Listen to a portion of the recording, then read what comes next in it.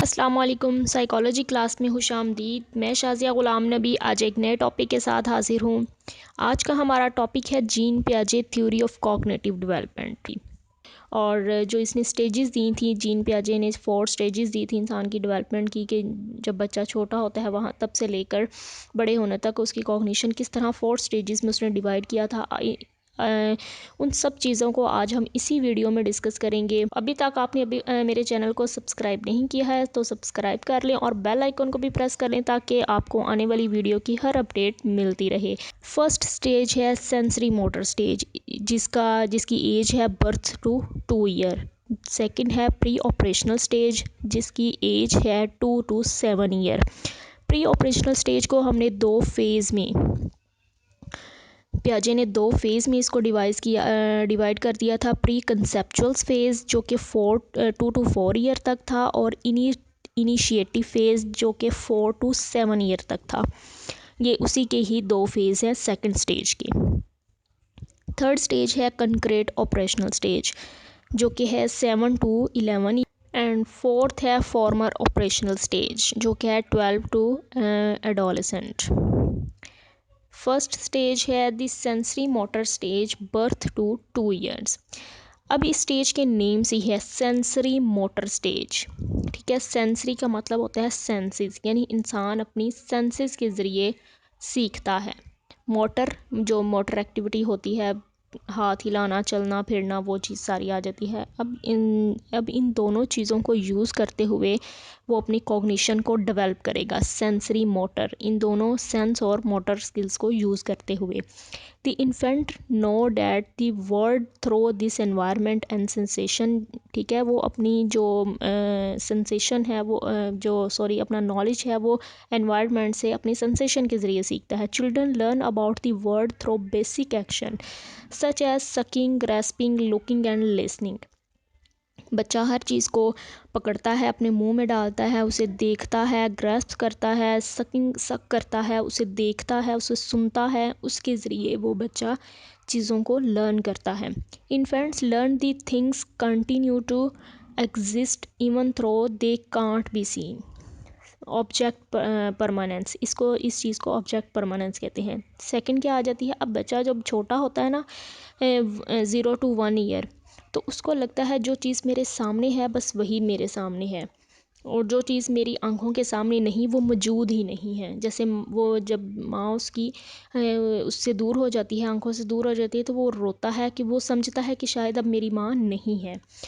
तो लेकिन जब बच्चा आगे बढ़ता है ना, 1 साल से जब ऊपर उसकी एज होती है, 1 साल से 2 साल के दरमियान, तो वो सीख जाता है ऑब्जेक्ट परमानेंस की। अगर कोई चीज़ मेरे सामने मौजूद नहीं है तो इसका ये मतलब नहीं है कि वो मौजूद ही नहीं है, इसका मतलब है वो किसी और जगह मौजूद है। जैसे उसकी मदर अगर उसके सामने नहीं है तो किचन में लाजमी हो गई, या घर के किसी और कोने में वो मौजूद होगी। तो इस एज में बर्थ टू 2 ईयर में वो ये चीज़ ऑब्जेक्ट परमानेंस, ये इस एज का मेन कंसर्न है कि वो इस एज में ऑब्जेक्ट परमानेंस ज़रूर सीख जाता है कि जो चीज़ मेरे सामने नहीं है वो कहीं और ज़रूर मौजूद है।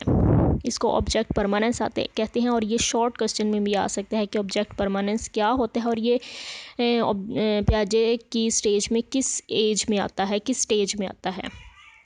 ठीक है, तो नेक्स्ट है they are separate being from the people and object around them. They realize that their action can cause things to happen in the world. वो ये रियलाइज़ करता है कि उसके जो एक्शन है, जो दुनिया है, सिर्फ उसी की वजह से है। उसके जो एक्शन है उसी की वजह से दुनिया चलती है, या जो भी उसके अराउंड एक्शन हो रहे हैं वो उसकी वजह से हो रहे हैं, उसके लिए हो रहे हैं। एक चीज़ है, एक घर है, चाँद है, मून है, सितारे हैं, कोई भी ऑब्जेक्ट है वो उसके लिए है। उस चीज़ पर सिर्फ उसी का हक बनता है। एक माँ है, बाप है, वो सिर्फ उसी का है। तो 2 साल बच्चा जो सेंसरी मोटर स्टेज है इसमें ये चीज़ें सीख जाता है। एक ऑब्जेक्ट परमानेंस एक मेन चीज़ थी, और दूसरा जो वो रियलाइज़ करता है कि जो भी चीज़ें हो रही हैं वो उसके लिए हो रही हैं। तो ये पिक्चर्स भी देख लें आप, बच्चा किस तरह सक कर रहा है और खेल रहा है और उससे अपनी कॉग्निशन को डेवलप कर रहा है। सेकंड है प्री ऑपरेशनल स्टेज, जिसकी एज है 2 to 7 ईयर, और इस स्टेज को उसने दो हिस्सों में डिवाइड किया था, प्री कंसेप्चुअल फेज़ और initiative phase. Pre conceptual phase में जो होता है वो 2 से 4 ईयर होता है। इसमें बच्चा क्या सीखता है, make mistake in the identification and concept formation. इसमें वो बहुत सारी गलतियाँ करता है और एक नए नए कंसेप्ट बनाता है। Mode of thinking and reasoning is quit illogical. इसमें उसकी जो थिंकिंग होती है वो इलॉजिकल होती है, उसे लॉजिक समझ नहीं आता, यानी नंबर्स, मैथ्स, लॉजिक चीज़ें जो होती हैं वो उसे समझ नहीं आती। Far removed from reality egocentric, for remove from reality egocentric, यही चीज़ के एक मैं, यानी ईगो का क्या मतलब होता है, मैं, वही चीज़ के जो बच्चा पहले स्टेज में करता है ना, कि जो चीज़ें हैं अराउंड उसके हो रही हैं वो उसके लिए हो रही हैं, इसमें भी वो उसकी जो चीज़ है वो सस्टेन रहती है, कि जो भी मेरे इर्द गिर्द जो भी कुछ हो रहा है वो सिर्फ मेरे लिए हो रहा है, मम्मी पापा मेरे हैं, वो सिर्फ मेरी वजह से ही हैं, मेरे लिए हैं। कोई भी चीज़ उसके अराउंड हो रही है वो सिर्फ उसकी वजह, उसके लिए हो रही है, उस पर सिर्फ उसी का हक है, ये चीज़ उसकी अभी भी सस्टेन रहती है।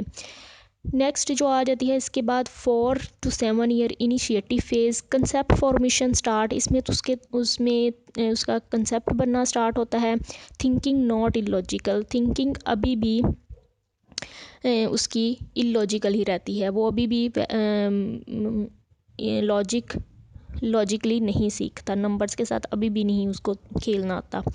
Not ability to reserve conservation in terms of equality and quantity. अब बच्चे की जो इसमें थिंकिंग होती है लॉजिकल कैसे नहीं होती, जैसे उसमें ये चीज़ नहीं होती, उसे क्वांटिटी और क्वालिटी का फ़र्क मालूम नहीं होता।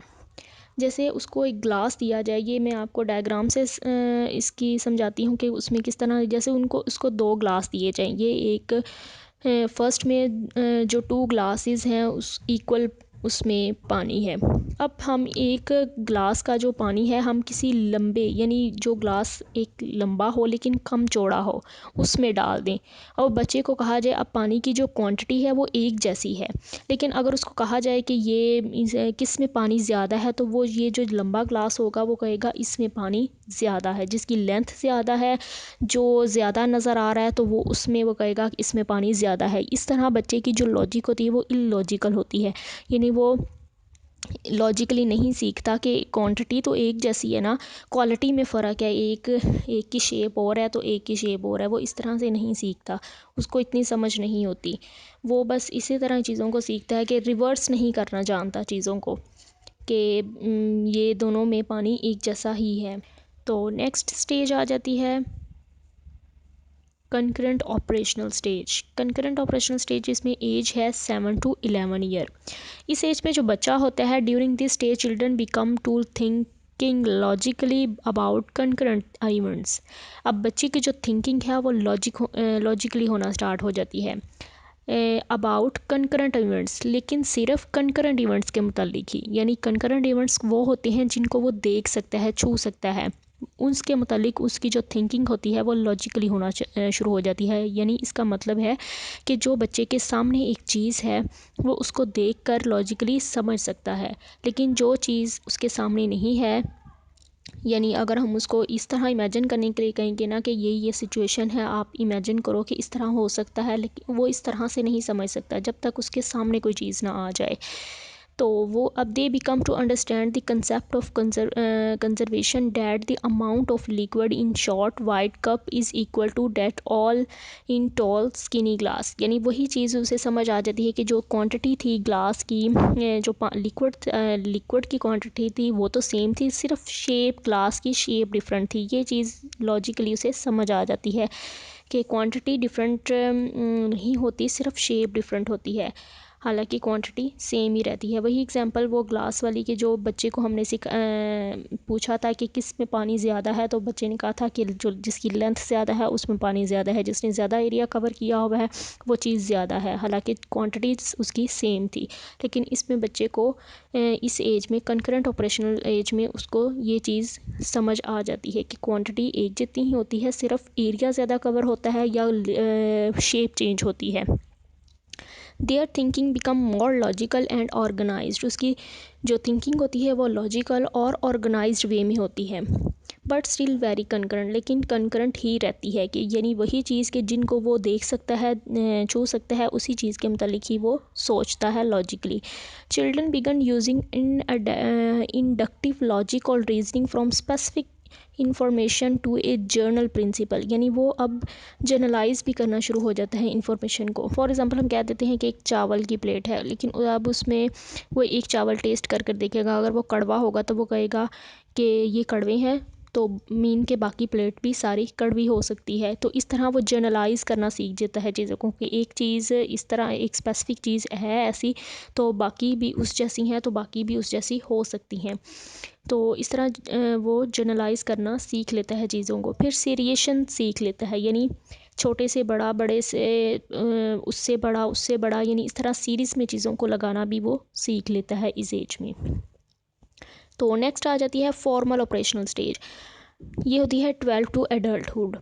Eight this stage the adolescent और यंग एडल्ट, अब इसमें बच्चा फुल बड़ा हो जाता है, यंग एज में चला जाता है। Begins to think abstractly and reason about hypothetical problem, अब इसमें उसकी जो सोच है वो मज़ीद हाइपोथेटिकल हो जाती है, मज़ीद लॉजिकल हो जाती है। एब्स्ट्रैक्ट थॉट्स इमर्ज, वो हर चीज़ों को यानी एब्स्ट्रैक्ट कर सकता है, निकाल सकता है, नए नए फार्मूलाज बना सकता है, यानी फुल मैथ पर उसकी कमांड हो जाती है। और बाकी एरियाज़ जो लाइफ के बाकी एरियाज़ भी होते हैं, उसी तरह वो लॉजिकली सोचना शुरू हो जाते हैं। Teen begin to think more about moral, philosophical, ethical, social, political issues and require theoretical and abstract reasoning। जैसे इस तरह इस एज में बच्चे के अंदर ये सब चीज़ें आ जाती हैं, यानी लॉजिकल वो हो जाता है, फिलोसफिकल हो जाता है, एथिकल हो जाता है, वो रूल्स को फॉलो करना शुरू कर देता है।